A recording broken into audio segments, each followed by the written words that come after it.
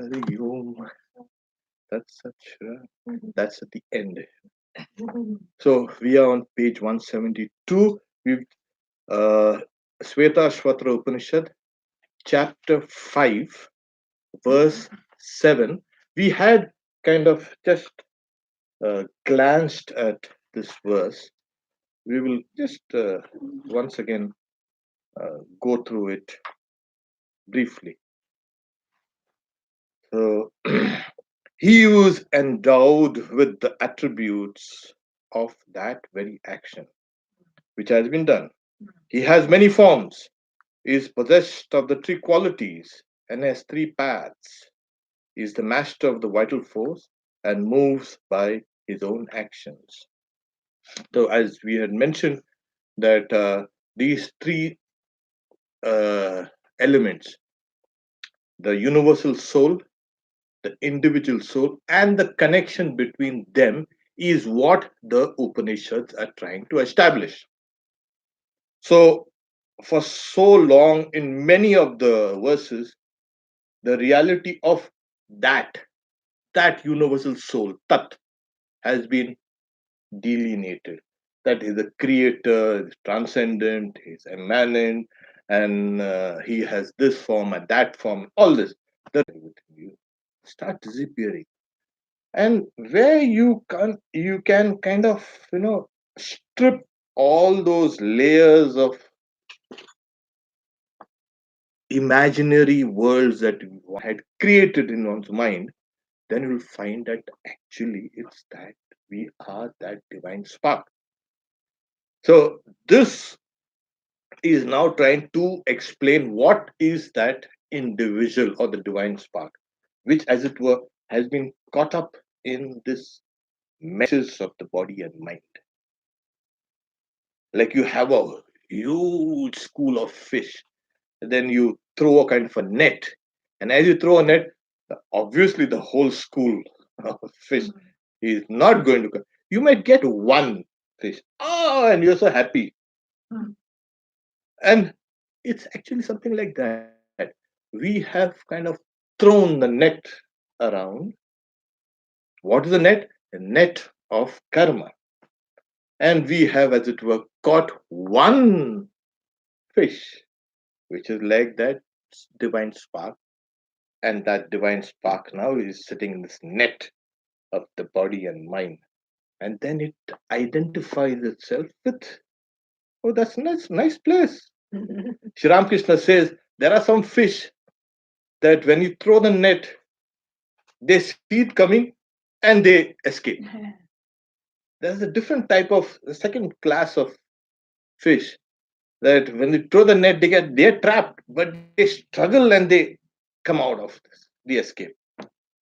And the third class is they go down and sit down in the mud.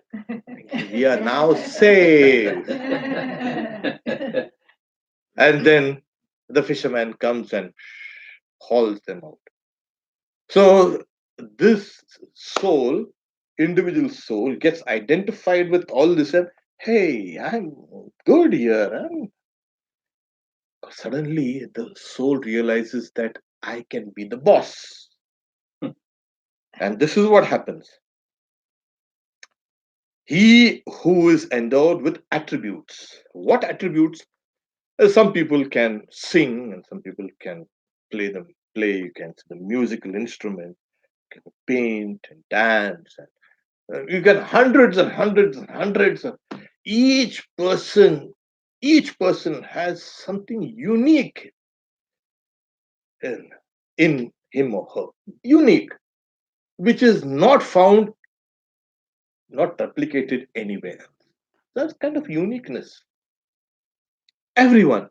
So that's the reason why they say there's nothing that's useless in this universe. Everything has a distinctive quality and a distinctive identity. Why? How? That person has worked for it. It's not just it falls out from the skies. I want to be a painter. There it falls in. Be a painter. My son I'm pleased with you. No, no, nothing like that. Yeah. So you got to work and work and work. So that's it. So it depends on your knowledge and your karma, your work. These two things. So these are the various attributes that is there. And who is the performer of action leading to a result. Now here it is. Suddenly, this individual soul saying, if I do this, if I drop this, it falls down. Okay. I see that there's a kind of action and a reaction to everything I do. Suddenly has a feeling, yes, oh, I have certain powers which I can do certain things. And then it starts exploring slowly, small things, and it keeps on going higher and higher and higher. I can do this, I can do that. I can send a probe to Mars also. Yeah, yeah, fine, go ahead, go ahead. The idea of agency comes in. I am an individual. If I do a particular work, I get a kind of particular result. So this person does everything that is result oriented. If there is no results in what you do, who's going to work? No one. Say Shankaracharya also said, even a fool will not work if no results are forthcoming. Why should I bother? I work and I don't get anything. So this person, I do this, I get this. I do this, I get this. And that individual, I pull up a plant and it's dead. I put in a plant and it lives and it grows. Suddenly starts manifesting its kind of years of powers where work is concerned. If I do something, I'm going to get a result. No, there are some things that you do that have been kind of sitting down there as obstructions. The results are coming in, but they are obstructed from appearing. And that's the reason I feel, oh, for the last 5 years, I've been meditating and meditating and meditating, and suddenly I should tell some of these boys in novices for the next 15 to 18 years, don't think about results. Just keep on working. That is, meditate and repeat the name of God and keep on. And then slowly that itself will push all the obstacles away. And you will see a kind of a huge upsurge of spiritual energy or spiritual sentiments coming up. But however, this person now does this work. That's why he's saying Falakarma Karta. The idea of agency is come. When I do some work, I get the results. And this world is like that because it's a closed system. Swami Vivekananda says, you throw a stone high up in space, and if you live long enough, that stone will come back to you in your hand. But everything has a beginning and an end in that very place. So, like, uh, you start something, and that work will keep on circuiting this universe and will come back to you. Every thought you send out goes out as an impulse, circulates the whole of the universe. If it is intense, it will kind of like a billiard ball hit a few other billiard balls and come back. In this life or the next life. Oh, and if you do it intensely, you do get it in this life. Oh, yes. In fact, the Brahma Sutra also speaks about it that you can do everything in this. It is just a question of intensity. If you intensify your actions, you will get those results. So, how come time is compressed? Yesterday, I was getting off the plane, and then I realized, oh, I left my bag out there, small kind of bag. I went in and read. So 10 minutes were just wasted. If I would have kept a kind of an alert in mind, I can save a lot of time through alertness, through intelligence, and through concentration. So what could take you 10 years, you can get it in 1 year. Intensify these things and you get it. So here is it. And once a person he does or she does a particular action, gets a result, then, oh, this result is mine. I worked for it. You don't know how I sweated for it. I've given my life and half my life. I've given my limb. I've given my blood. I've given my arm. I've given my leg, and I've given my this. I've given up my peace of mind. So this is mine. The result that comes. This is mine. Yeah, the person gets identified with not only action but also the fruits of that action. And why not? Yeah, the person has worked. Let him or her enjoy the results of that. Now he has many forms, is possessed of the three qualities. You see what? How many forms we know a person has one form? Oh, really? No. Yesterday I was talking about in the Bhagavad Gita class that I was seeing people around me reading books and this and that, and everybody's engaged with. And I'm sitting down there, and they probably think this guy is stupid. He's not doing anything. He's not reading. Maybe he cannot read. The way he's dressed. So, but I was enjoying myself. I really, I don't need a book to. What happens is when we see a particular thing, we must be able to see the substructures of that thing. Always, you see the wing of a plane. I'm looking at that plane, and then ah, I'm seeing how those ailerons with flaps are moving out. What moves and what are the gears? What is the torque? Everything slowly, slowly, and saying where exactly is it? The switch? I'm apparently looking at that wing, but I'm seeing those substructures, and those substructures are on various levels. So on the surface, a person appears like this, but there are substructures in the mind, in the intellect, in the ego, and all over down. So that's why you say person has many forms. You see the substructures when you look at other people. Sometimes when I need to, I can do that. Uh-oh.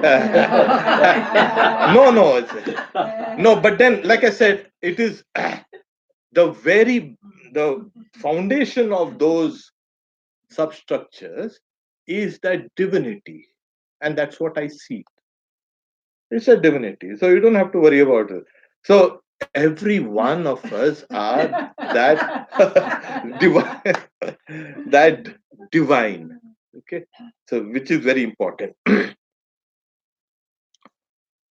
So that each thing that's why it's called Vishwarupam. It's called universal form. It's like and then another thing, every thought is kind of different from the previous one. There's a sequence, there is a kind of a alignment of thought, but I'm happy here, and the next moment I go out and I'm unhappy, something unpleasant comes in, and a different part of the personality around comes.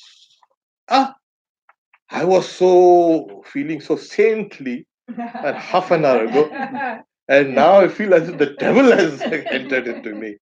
Okay, so that's why it is kind of Vishwarup, multiformed. Is possessed of the three qualities of, as I said, the sattva and rajas and tamas, the three energies. The three gunas, he's saying here is like, three gunas. Gunas also, there's another meaning which means a rope. It ties the individual soul to that nature. So sometimes you are feeling so blissful, so sattvic, and other times we are feeling that lassitude, that sleep, that it's tamas. And then somebody says, hey, You've got $1 million lottery. What? And all that energy comes in. Hey, what I'm going to do? And then finally find, oh, it's all, it's good. It was a mistake. And then, Hmm. so we go to these different, these energies, three energies, constantly up, down, below. There is one which is predominant, but then it can be changed. Has three paths, like last time we had seen the path of the gods, and path of the ancestors, and the path of repeated births in this world. Waves of the ocean and a rajas and tamas and Yes, sattva. Sattva, yeah. Yeah. But these three paths are when the individual is a soul gives up this gross body, what does it do? It has three paths open. It has done extremely well. It goes to the path of the gods, the bright path. You hear about this near death experiences and out of body experiences. Wow, I see in a tunnel of light, and there's some being had come with all love and all that. Yeah. It's quite common. Yeah, you see, so that this is the path of the gods, white, bright, luminous, and the path of the the other paths are kind of darkish. That's why I say Shukla Krishna Gati Hete. These are the dark paths. The person dies in his or her sleep, or maybe dies in a kind of an accident, dies in something like shouting and screaming, and the person dies in pain and misery. So they go to that. And the souls that have become extremely degraded, they have to work out all that, the karma that they have accumulated. And they are repeatedly born and they die. They born and they die. They born. But you get on the bright path and stay there. If you're You once you get on the roller coaster, bright roller coaster, you're going to go there. even for monks, even for Oh yes, yes, realized yes, people, yes. it's all No, for those who have realized the soul, there is no path. It's like a bird that is flying, and you're trying to the footprints of its of its you can say talons or claws, or the marks of its wings on space. It's not there. I'll give you time later. We can. Okay. So he's saying, and they're saying, is the master of the vital force, and that's why so many people here in California they pranayama. Ah, oh, why do you want to do that? You already the master of your vital forces. Oh, why do you want to torture your nose and torture other people's ears? But then the way it's done here, it should not be noisy. When you do it, the inhalation and exhalation should be without noise. Initially, yes, there might be something like that. But as you keep on practicing, you do all sound drops off. You can inhale without any kind of sound. That is, the vital forces have become very subtle. So even if you put a kind of a cotton ball here, that's a test here near the nose. None of the fibers will move. See. So, so is the master of the vital force. The vital forces are five in number. It enters and divides. Or five, there are other subdivisions, but that's not very important. It's like, is it true? Like, yes, suppose now I am about 185 pounds. Don't blame me. Don't blame me. 185 pounds, okay. And somebody tries to lift me up. Yeah, okay, 185 pounds. Suppose I die, that is, the vital forces leave this body. And then you try to lift me up. Oh, how come so heavy? Dead weight. Dead weight. Any dead person becomes really dead weight. Ooh, why? Because one of the vital force, that's udana, that gives you a kind of a lift, a buoyancy, that has left. And now you're just so there are these vital, metabolism and respiration and this and that. All these things are governed by these uh, forces and moves by its own actions. Yes. Where do you want to go? I want to go to heaven. Here you go. Who's there to stop you? Well, there's no stopping you. You want to go, you go. What do I need to do? You be moral. You do this. You do that. You pray to God, and you can go to heaven. Or if I don't go to heaven, you can go to hell if you want. We also say, you go to hell. Yeah, you go to hell. Why? Let him go to hell. So, the certain action. This individual soul has the power to traverse the whole universe. Anywhere it needs and wants to go, it can go. We generally think of ourselves as so, you know, disabled or weak, without any kind of strength. No, we can reach anywhere just through our thought and actions. We need to believe ourselves, of course. I can go wherever I want to. So this is what it is. And move that. Who God does God impel? God has given that degree of freedom to each one of us. Otherwise, we'll be automatons. Every time we'll be under the control of a higher power. There will be no kind of life will become insipid. If I lose the body, can I go anywhere I want? I need the body to do that. You can, yes, of course, you can take the subtle body along and go. Yeah. You have three bodies. You can keep this like when you are going. Suppose you're going out to the Hollywood Bowl. Okay, now you cannot go obviously with this with all those pens sticking out and Oh, he will. so I give it yeah, he will, of course. You take all those pens and keep it down here, and then you put a kind of a nice suit and all, and go. There's a LA Philharmonic and all, right? Yeah. So you leave something back and then you go, and then you can come and pick it up. So if you want to go anywhere, you leave this place, this body here, and go out there. And then after you finished off with that, you can come back here. There's no problem. It's done. It can be done. I can do that right now. Yeah, if you have the knowledge how it can be done. I'm Yeah. getting it from you. I'll see you later.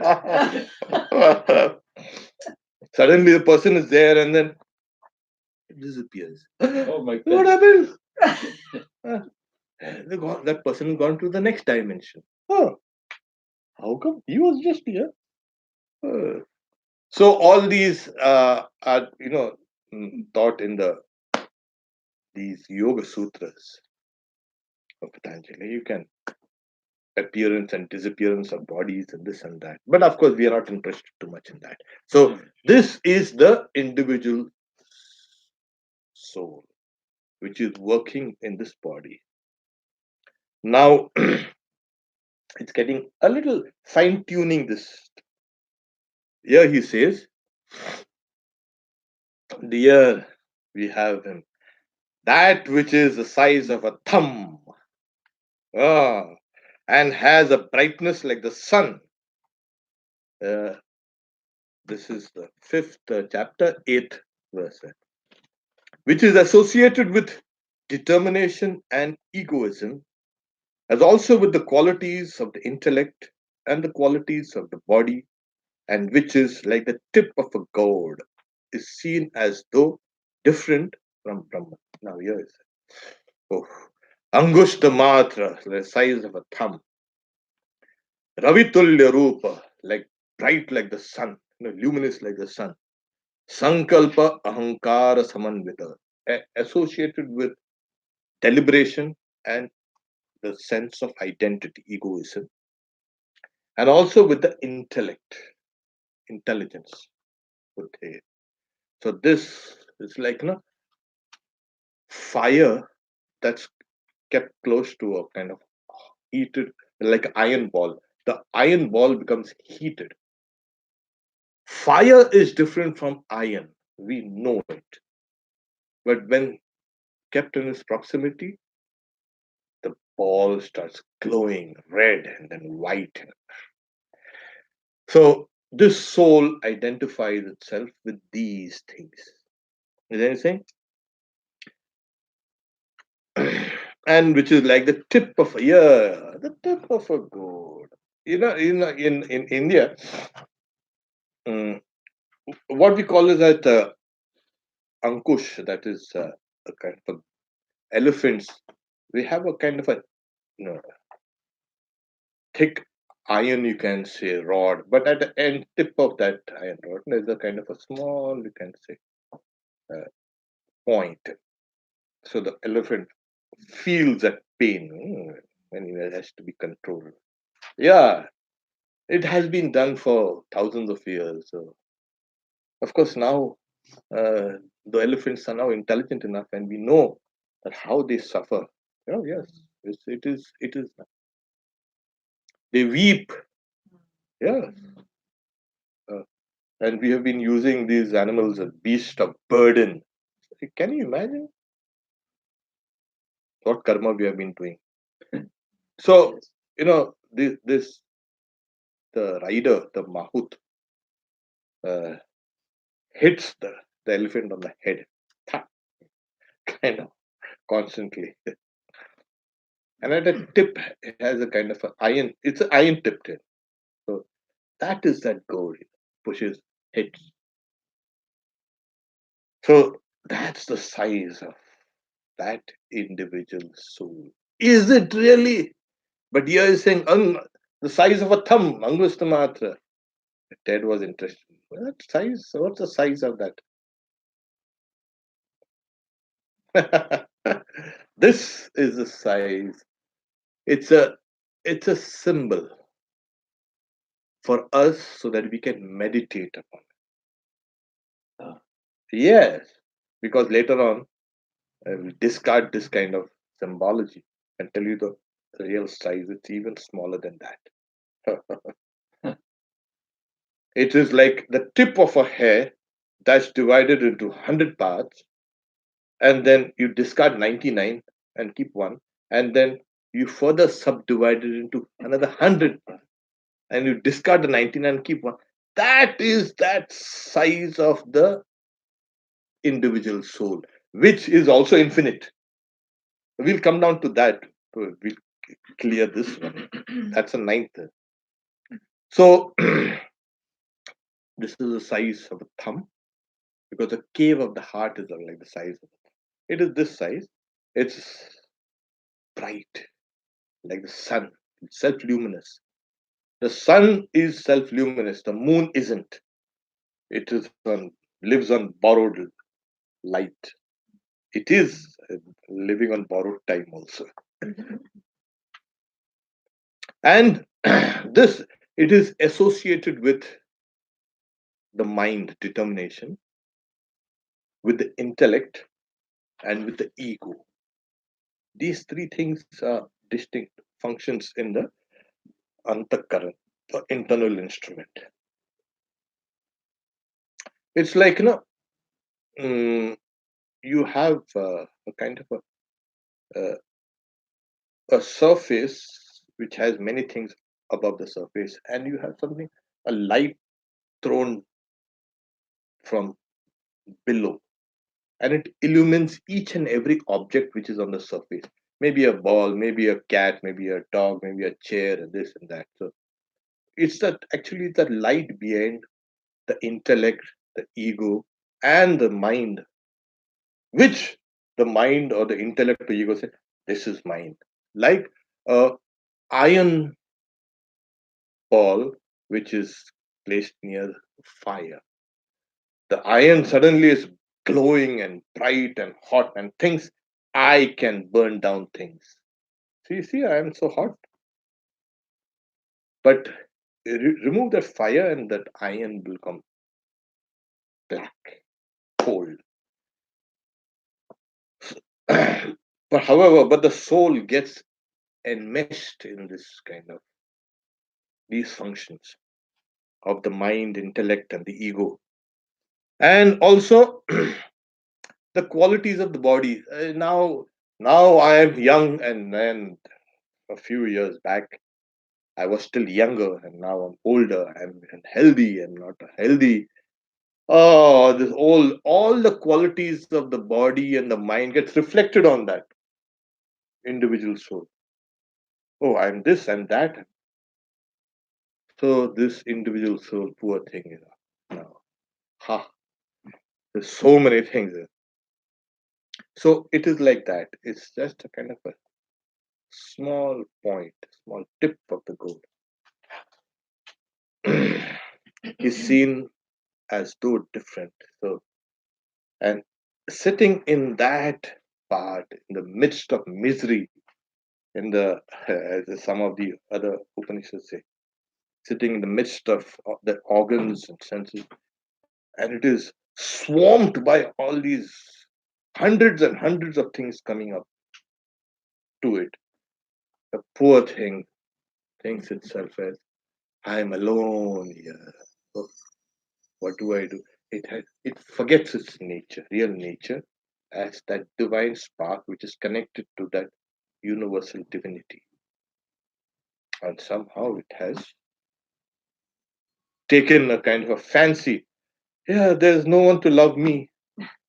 And we keep on saying this love and love in cinemas, in novels, there's one theme that's love, love, love. You ask somebody, what's love? You can define it at the same time. You can define it. It's impossible.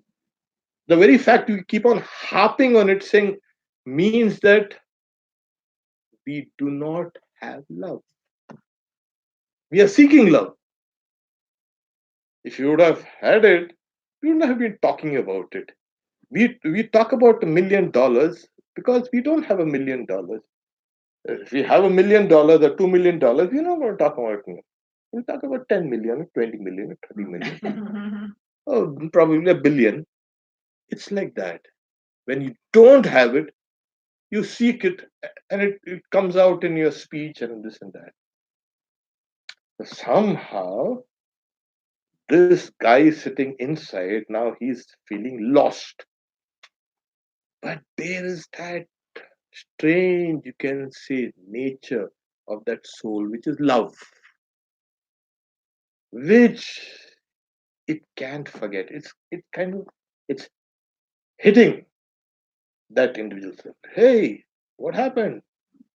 So that person loves this person and that person because this is nature, and if you and that person feels good. Yeah, yeah, yeah. This is my nature. I feel, and if that same love is transferred towards God, then it frees you. Then what? It frees, liberates one. So this love which this individual soul feels is correct because that's the nature of divinity, love. And that love, if it is directed to God, liberates. And if you don't, if you say, this is my watch and this is my chair and this is my computer and this is my. Yeah, you can love that. There's no problem. What's wrong with that? Love. But then you get caught here. That's the difference between this individual soul being bound and the individual soul becoming free by loving. And then it will find, oh, it's that the Lord, universal Lord, is kind of a part or a kind of a, oh, I'm of the same nature as that of God.